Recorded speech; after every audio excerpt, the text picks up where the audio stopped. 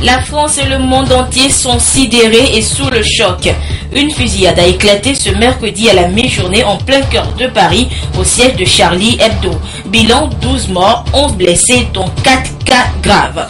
Le journal satirique français était la cible de plusieurs attaques et menaces depuis plusieurs années. Et puis les bonnes volontés se manifestent toujours pour soutenir le Togo dans la prévention de la maladie à virus Ebola. L'Association des loteries d'Afrique vient de manifester son soutien à travers un chèque de 35 millions de francs CFA remis ce mercredi au chef du gouvernement Kwesi Selagodi Aoune Zunu. C'était les principales articulations de cette édition. Bonsoir à toutes et à tous. L'actualité de ce mercredi est marquée donc par cet attentat perpétré contre la France. Le siège du journal satirique Charlie Hebdo a été la cible d'une attaque de 2 hommes armés, bilan 12 morts. Et suite à ce tragique incident, le président de la République, Faure Esozimna Nyazingbe, a adressé un message de compassion à son homologue français, François Hollande. Le président Faure dit ce qui suit à son homologue français. Monsieur le Président, c'est avec une vive indignation et une profonde consternation que j'ai appris la tragique nouvelle de l'attentat meurtrier perpétré ce matin au siège du journal Charlie Hebdo à Paris. Une telle violence au seuil d'une nouvelle année ne peut susciter qu'une réprobation totale. Je vous prie de trouver à travers ces lignes l'expression de la profonde compassion ressentie par l'ensemble du peuple togolais face à la douleur du peuple français et au chagrin des familles des victimes et des blessés. En ces circonstances particulièrement douloureuses, je tiens également à vous témoigner toute ma solidarité et mon soutien. Le tragique attentat de ce jour touche à un symbole de la liberté d'expression dont la défense a toujours été au cœur de l'humanisme et des valeurs universelles si chères à la France. Il rappelle combien notre commune adhésion à une lutte sans merci contre l'hydre du terrorisme doit être sans cesse renouvelée et renforcée pour le triomphe d'un monde de paix, de liberté et de tolérance. Je vous prie de croire, Monsieur le Président, en l'assurance de ma très haute considération. Signé Faure Esozimna Nyazingbe, président de la République togolaise. Et dans un message adressé aux Français, le président François Hollande a lui donc décrété demain jeudi journée de deuil national en France et à midi, un moment de recueillement sera observé dans tout le pays et les drapeaux resteront en berne durant 3 jours. Les drapeaux sont donc en berne depuis ce mercredi donc à l'Élysée, au Sénat et au Parlement français ce mercredi. La France et le monde entier sont sous le choc après l'attaque du journal satirique Charlie Hebdo. Des hommes armés y ont ouvert le feu à la mi-journée, tuant 12 personnes et blessant 11, dont 4 dans un état critique. Retour sur les faits. Des journalistes qui se réfugient sur le toit de l'immeuble de Charlie Hebdo. Une fusillade vient d'éclater dans le bâtiment. Ils tentent de se mettre à l'abri. 2 ou 3 hommes viennent d'entrer, cagoulés, armés, dans l'immeuble qui accueille le journal satirique. Un témoin affirme avoir été forcé à faire le code à l'entrée. Les assaillants prennent alors l'escalier et se retrouvent rapidement à l'étage où se situe Charlie Hebdo. Ils entrent et ouvrent le feu. En contrebas, des policiers à vélo arrivent sur les lieux. Les journalistes tentent de leur indiquer où se trouvent les assaillants. À gauche, à gauche, à gauche. Ils vont tomber nez à nez avec les terroristes qui sortent de l'immeuble. En contrebas, quelqu'un crie Allahu Akbar. Dieu est le plus grand en arabe. Il y a 2 hommes sur cette image. Tir nourri à l'arme automatique, les policiers reculent pour se mettre à l'abri. Puis les assaillants retournent à leur véhicule. De nouveaux éclats de voix. Impossible cette fois de décrypter ce qu'ils se disent avec certitude. Ils tentent alors de prendre la fuite, mais se retrouvent bloqués par une voiture de police. Voici une photo de ce face-à-face. Ils ouvrent les portières, sortent et font feu sur le véhicule en haut de l'image. Dans cette rue étroite, les policiers choisissent de reculer jusqu'au boulevard. La voiture de police percute un autre véhicule en stationnement. Elle est constellée d'impacts de balles, des tirs regroupés, précis. Les deux terroristes sortent à nouveau. On découvre qu'ils sont cagoulés, armés de fusils d'assaut de type Kalachnikov.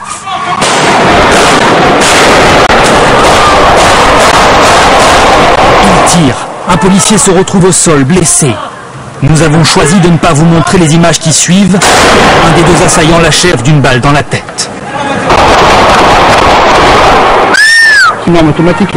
Sur le boulevard, une femme court pour se mettre à l'abri entre deux voitures. Couchez-vous! Puis les deux tireurs revendiquent leur acte. Avant de remonter dans leur véhicule et de prendre la direction du nord de Paris. La fin d'une action commando terroriste qui a duré une dizaine de minutes. Juste après cette attaque, les réactions ne se sont pas fait attendre. Des réactions d'indignation, de soutien aux victimes et aussi de colère contre ce acte jugé barbare. Charlie Hebdo, c'est ce journal satirique qui, souvenez-vous, avait suscité un véritable tollé dans le monde musulman après la publication de caricatures du prophète Mahomet. Et depuis cette période, le journal a longtemps été la cible d'attaques et de menaces. Du prophète Mahomet, du pape, de François Hollande, les unes chocs et sulfureuses de Charlie Hebdo ne manquent pas. Célèbres dans le monde entier, elles ont fait souvent couler beaucoup d'encre. La vie de Mahomet en bande dessinée est l'une des dernières publications du journal satirique français ayant provoqué une onde de choc. Charb, qui était l'un de ses auteurs avec Zineb, expliquait à l'époque que ses dessins visaient les intégristes et non les musulmans dans leur ensemble. Quand on utilise l'image du prophète dans des dessins d'actualité, c'est pas pour ridiculiser le prophète ou ridiculiser Mahomet, ça n'a pas tellement de sens. C'est pour ridiculiser ceux qui utilisent son image. Et ceux qui utilisent son image de manière négative, ce sont les extrémistes religieux. Quand des extrémistes religieux, quand des terroristes utilisent l'image de Mahomet ou se réclament de Mahomet, on dirait que ça pose de problème à personne. Autre caricaturiste célèbre de Charlie Hebdo tué dans l'attaque, Cabu. Invité sur notre plateau, le dessinateur français répondait à cette question posée par Patrick Simonin. Question, est-ce qu'on peut rire de tout le monde? Oui, parce que le sacré qu'on nous impose, c'est leur sacré, mais c'est pas forcément mon sacré. Il faut qu'ils acceptent aussi que moi j'ai le droit de critiquer une religion comme une idéologie comme une autre, vous voyez. Ce qu'on ne peut pas accepter en France, c'est d'être menacé de mort pour un dessin. Menaces de mort, incendie, ce n'est pas la première fois que Charlie Hebdo est la cible d'une action criminelle. En 2011, le siège du journal satirique avait été attaqué à coups de cocktail Molotov. Le feu avait entièrement dévasté les locaux. À l'origine de cette vague de haine, la une de Charlie Hebdo en 2006. Il s'agit d'une caricature de Mahomet avec cette expression « c'est dur d'être aimé par des cons ». Et toujours en soutien et hommage aux victimes de cette fusillade, le hashtag « Je suis Charlie » circule depuis cet après-midi sur les réseaux sociaux et des dizaines de milliers de personnes sont rassemblées dans plusieurs villes de France et d'Europe ce soir. Et parmi les réactions de la communauté internationale, on peut noter celle du secrétaire général des Nations Unies, du président américain, de la reine Elisabeth II, du Vatican et de la Ligue arabe. Tous condamnent un acte intolérable et une barbarie. Voilà donc ce qu'on pouvait dire de cette attaque de Charlie Hebdo. L'autre actualité, Lomé abrite demain, jeudi, la 16e édition de la masse commune UEMOA. Dans le cas de cet événement, l'association des loteries d'Afrique a remis un chèque de 35 millions de francs CFA au gouvernement togolais pour l'accompagner dans ses actions de prévention de la fièvre hémorragique à virus Ebola. Le chèque a été réceptionné ce matin à la primature par le Premier ministre Kwesi Silagodi Ahmed-Zounou en charge de la santé. Des précisions avec Clarisse Atikle. L'association des loteries d'Afrique, Allah, apporte son appui au gouvernement togolais dans ses actions de prévention contre la fièvre hémorragique à virus Ebola. Elle vient de mettre à la disposition du gouvernement un chèque de 35 millions de francs CFA réceptionné ici par le Premier ministre Kwesi Silagodi Ahmed-Zounou. Le Togo a l'honneur d'abriter la 16e édition de la masse commune UEMOA, un événement qui fait bénéficier au pays hôte d'une œuvre socio-économique conformément à l'engagement des sociétés de loterie et PMU d'Afrique. Chaque année, nous organisons ce que nous appelons la masse commune, qui consiste à prendre un jour dans l'année et choisir un pays membre de l'UMOA. Nous organisons des paris et à cette occasion, chaque loterie cotise 5 millions et nous rassemblons cette somme que nous donnons pour financer une œuvre sociale dans le pays où se tient la masse commune. Il se trouve que cette année, c'est le Togo qui est à l'honneur et donc nous sommes venus aujourd'hui rencontrer son Excellence Monsieur le Premier ministre pour lui remettre notre contribution qui est un chèque de 35 millions pour les aider à lutter contre le fléau que nous connaissons tous et qui est un fléau pour notre sous-région, à savoir la fièvre Ebola. C'est un véritable esprit de solidarité que traduit ce geste salué par le chef du gouvernement et qui vient en renfort aux actions déjà entreprises par le Togo. Je voudrais d'abord vous souhaiter la bienvenue, Madame, Monsieur les directeurs généraux, au nom du chef de l'État. Je voudrais ensuite vous souhaiter la bonne année, parce que vous avez eu le bon plaisir de vous déplacer en début d'année chez nous.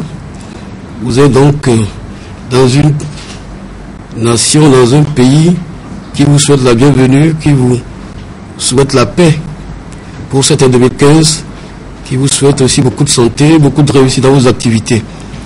Vous accomplissez pour le pays, sans que cela ne paraisse tous les jours, une œuvre d'accompagnement de salut national en direction de nos populations les plus fragiles. Parce que nous avons observé que, comme le dit le slogan de la loterie togolaise, les gains vont par ailleurs, mais le bénéfice va à la nation. Il me semble que c'est ce que vous dites. Et c'est ce que nous observons tous les jours à travers chacun ici, chez vous, ce que vous réalisez en termes d'infrastructures sociales pour accompagner nos populations pour leur mieux-être.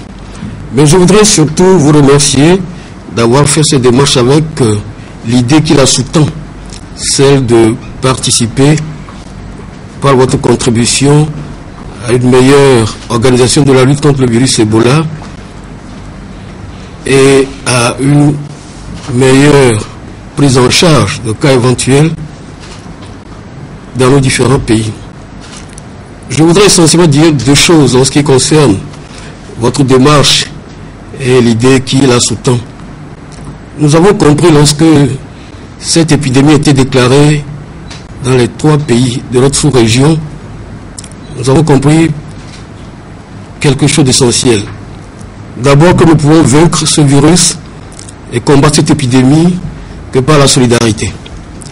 Nous avons compris une deuxième chose, c'est que nous pouvons réussir cette action que par une bonne sensibilisation, une bonne information de la population. Et nous avons compris une troisième chose, que nous avons le devoir d'améliorer les structures de soins de nos différents pays. En accomplissant ce geste ce matin, vous réalisez ces 3 éléments. Vous contribuez par un voie de solidarité en direction de notre pays à nous accompagner pour mieux lutter contre cette maladie. Et en organisant cette opération ce matin, vous participez à une bonne sensibilisation de la population qui comprend une fois encore que toutes les institutions d'État se mobilisent pour que les populations comprennent le message, participent à l'éducation et à la bonne sensibilisation de tous, et que les structures d'État de nos différents pays interviennent pour que nous puissions avoir une bonne prise en charge de cette maladie. Et troisième chose, en donnant ce chèque, oui, vous participez à l'amélioration de la prise en charge de cas éventuels par l'aide d'accompagnement que vous apportez à notre État en vue de subvenir aux besoins des services sanitaires pour la prise en charge des malades éventuels. Il n'y a pas de hasard dans la vie. Vous arrivez aussi au moment où le président de la République a été désigné par ses pairs de la CEDEAO coordonnateur de la lutte dans le système CEDEAO.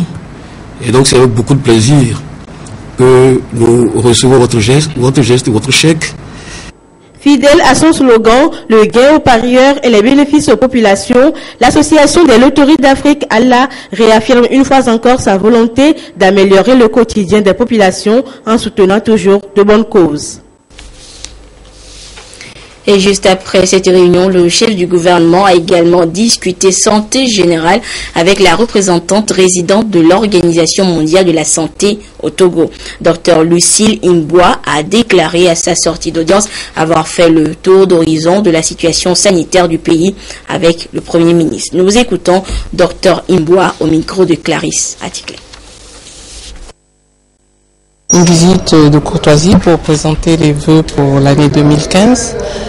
Elle nous a permis de faire un peu le tour d'horizon de la situation sanitaire du Togo en 2014. Nous avons pu voir l'introduction des nouveaux vaccins, le début d'élaboration d'une stratégie de financement pour la couverture sanitaire universelle. Et nous avons passé en revue également les difficultés au niveau des programmes de santé et les options possibles pour améliorer les difficultés rencontrées. Enfin, nous avons projeté un peu les actions de 2015 qui seront centrées essentiellement sur le terrain pour voir un peu comment le système de santé est géré au niveau décentralisé et comment également les programmes de santé sont mis en œuvre et comment est-ce qu'on peut lever les obstacles que les populations rencontrent au niveau du pays profond. Économie. À présent, le budget 2015 a été voté depuis quelques jours. Il s'équilibre en recettes et en dépenses à 815,9 milliards de francs CFA, soit une augmentation de 12,8% par rapport au budget 2014. Il se décompose en budget général pour 813,4 milliards de francs CFA et en compte d'affectation spéciale pour 2,5 milliards de francs CFA. Et ce soir, nous revenons sur les nouvelles mesures contenues dans cette loi de finances 2015 avec Mathias Touglo. Tout comme en 2014, les progrès relatifs aux différentes réformes ont permis d'atteindre la stabilisation du cadre macroéconomique qui a offert au Togo des conditions économiques favorables marquées par une croissance économique en progression, 5,5% en 2014 et projeté 5,8% en 2015. Une inflation maîtrisée, une gestion satisfaisante des finances publiques et une amélioration de son compte extérieur. Aussi faut-il le signaler que la loi de finances exercice 2015 est axée sur la recherche de l'efficacité et le rendement de la fiscalité intérieure. L'opérationnalisation intégrale de l'Office togolais des recettes, OTR, contribuera certainement à l'atteinte d'une mobilisation plus accrue des recettes fiscales et douanières.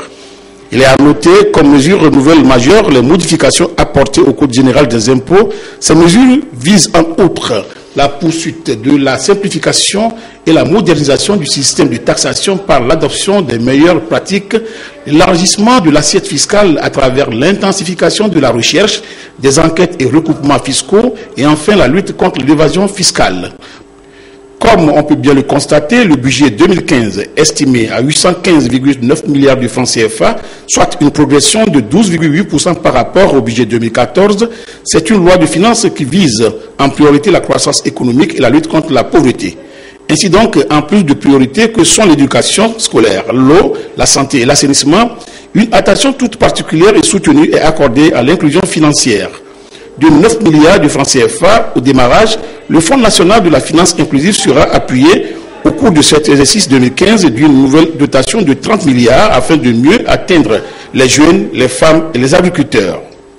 Pour 2015, l'État togolais met 12 milliards de francs CFA à la disposition du fonds. Et il faut rappeler que ces 12 milliards ne constituent qu'une partie des besoins, puisque pour continuer à toucher les 300 000 personnes qui doivent continuer et les nouveaux bénéficiaires, et avec les nouveaux produits, notamment un nouveau produit qui cible le monde agricole, nous devons toucher 60 000 agriculteurs avec un nouveau produit qui est adapté à des besoins qui doivent permettre de financer un certain nombre de filières agricoles. Également un produit jeunesse qui doit toucher 20 000 jeunes en 2015. Tout cela mis ensemble, le besoin est d'environ 30 milliards. L'État togolais a mis 12 milliards et il nous revient d'aller rechercher sur le marché le complément. Alors en dehors de cela, il y a tous les programmes de développement à la base, les programmes de développement communautaire qui permettent de mettre à disposition des cantines scolaires pour faciliter la fréquentation scolaire, améliorer la qualité au niveau de la fréquentation scolaire, ou alors les programmes de transfert monétaire, ou tout ce qui touche réellement au développement communautaire. D'une manière générale, les ressources allouées aux principaux axes de la SCAP s'élèvent à 604 milliards de francs CFA, soit 74,3% du budget total. Une autre priorité de l'État togolais, c'est la poursuite de l'apurement de la dette intérieure. Une ligne de crédit de 94,1 milliards de francs CFA contre 84,1 milliards de francs CFA en 2014, soit une augmentation de 10,6% qui favorisera la relance de l'économie nationale. Et les infrastructures d'assainissement seront également prises en compte dans l'exercice de ce budget 2015. Au Togo, depuis quelques années, des efforts sont donc déployés dans le domaine de ces infrastructures d'assainissement. Ceci pour pallier le problème d'inondation souvent constaté dans certains quartiers, dont à Dakpami. Et justement, une de nos équipes était dans ce quartier pour constater la mise en place de ces ouvrages. Nancy Tiana, Antoinette Rouma, va voir. À Dakpame, un quartier de Lomé généralement sous l'eau en saison pluvieuse. La voie que voici est très souvent impraticable, rendant ainsi la mobilité réduite aux riverains. Depuis le démarrage des travaux d'assainissement dans cette zone, les habitants d'ici voient venir un début de soulagement. Dans les saisons de pluie, ça nous embête beaucoup. Des maisons inondées, tout, c'est des dégâts matériels. On remercie le chef de l'État pour ces efforts qu'il fait. Nous sommes très enchantés pour être donc dans ce choix du gouvernement et nous osons croire que les jours qui viennent ou qui s'annoncent seront beaucoup plus sereins en matière d'assainissement. Des chantiers pareils sont ouverts dans des zones identifiées et devront faciliter l'assainissement de plusieurs quartiers de Lomé. Bien que la construction des ouvrages soit en cours, la conscience collective est déjà interpellée sur l'entretien des dits ouvrages. Les gars des populations de ne pas rejeter tout ce qui est déchets solides, pour ne pas dire les eaux usées, parce que ces ouvrages que nous avons en haut ici ne sont pas des réseaux à eau usée, c'est des réseaux à eau pluviale. Il faut périodiquement entreprendre des travaux de dragage pour pouvoir les entretenir et permettre une accumulation de l'eau normalement et les évacuer vers un exutoire final et naturel. Des dispositions de nature à favoriser le bien-être de la population tout en faisant front contre les maladies opportunistes souvent engendrées par les inondations et le manque d'hygiène. Les étudiants du département d'histoire et d'archéologie de l'université de Lomé ont été instruits cet après-midi à leur auditorium sur les enjeux de la métallurgie et la nécessité des recherches archéologiques. C'est à travers la présentation de l'histoire des forgerons et du fer en Afrique et des hauts fourneaux en pays Bassar et la restitution des résultats des travaux en 2 stages en France de 2 étudiants. Augustin Kossi et Rachel Aokou pour le compte-rendu. L'archéologie devient de plus en plus une science qui passionne et intéresse les étudiants. Et la connaissance des vestiges préhistoriques dont regorge le Togo reste un passage obligé. Les vestiges préhistoriques togolais permettent de reconstituer l'histoire des temps reculés. Et c'est une façon pour les historiens, donc à partir des recherches effectuées par les archéologues, de comprendre davantage ce passé-là, parce que avec les documents classiques que les historiens utilisent, on ne peut pas remonter dans les périodes temps reculées. L'histoire des forgerons et du fer en Afrique et au Togo, des hauts fourneaux antiques en pays Bassar et la restitution des travaux de 3 mois de stage de 2 étudiants en France ont permis aux étudiants et à la presse de cerner les enjeux liés à la métallurgie et à la sidérurgie en Afrique.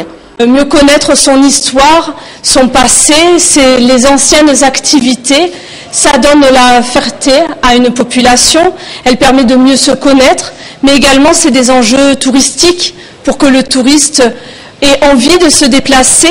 Je dirais un touriste étranger, mais aussi un touriste local, un tourisme local. Il faut lui donner à voir et avoir du patrimoine. L'archéologie, c'est d'abord le terrain et pour cela, il faut que les recherches archéologiques soient multipliées afin de préserver et transmettre aux générations futures les éléments significatifs de l'histoire. Des manuels scolaires pour les élèves du lycée de Soudou et du CEG Bouladé dans la préfecture d'Assoli. Le geste émane de l'ONG Alafia Dolé qui entend ainsi accompagner les élèves dans leur cursus scolaire. Nestor Mozo.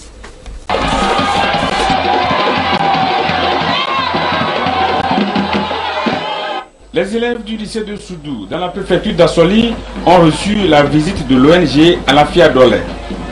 Cette ONG est arrivée dans l'établissement avec dans ses cartons des manuels scolaires de toutes sortes. Elle met ainsi à la disposition des élèves les documents nécessaires à leurs études.